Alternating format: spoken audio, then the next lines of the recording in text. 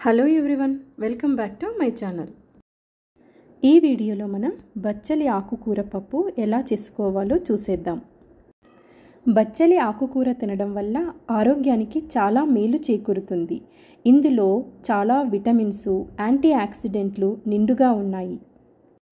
బచ్చలి కూర మెదడు ఆరోగ్యాన్ని బాగు చేస్తుంది, అలాగే రక్తపోటును నియంత్రిస్తుంది, కంటి చూపును కూడా మెరుగుపరుస్తుంది. ఇలాంటి ప్రయోజనాలున్న బచ్చలి మొక్కను నేను చిన్న కుంపటిలో వేసుకున్నానండి.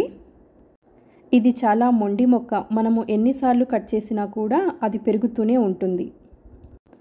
నేను ఈరోజు ఈ బచ్చలి కూర తెంపుకొని బచ్చలి కూరతో పప్పు చేస్తున్నాను.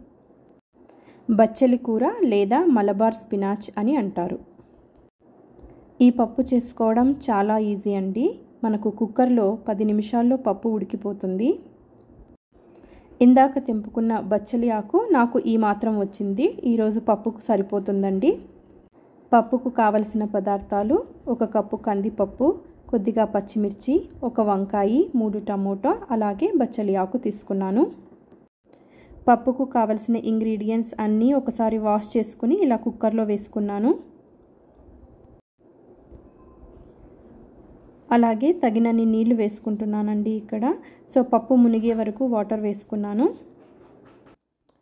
పప్పుకు సరిపడా నేను 1.5 స్పూన్ ఉప్పు వేసుకున్నాను.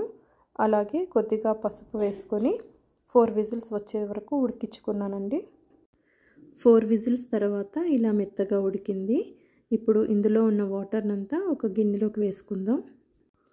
అలాగే వాటర్ ఉంచి మెదిపితే సరిగ్గా మెదగదు. సో అందుకోసం వేరే గిన్నెలోకి తీసేసుకుందామండి వాటర్ అంతా. ఇప్పుడు మెత్తగా పప్పు మెదిపేసుకుందాం. ఈ మాత్రంగా చాలండి. ఇందాక పక్కన పెట్టుకున్న వాటర్ అంతా ఇందులో వేసేసుకుందాం.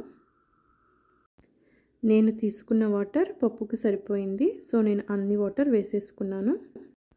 పోపు కోసం కొద్దిగా ఆయిల్ వేసుకుని అందులో 4-5 వెల్లుల్లి రెబ్బలు, 1/2 స్పూన్ ఆవాలు, 1/2 స్పూన్ జీలకర్ర, 4-5 ఎండుమిర్చి, కొద్దిగా కరివేపాకు ఇలా అయిన తర్వాత తీసి పప్పులో వేసేసుకుందామండి.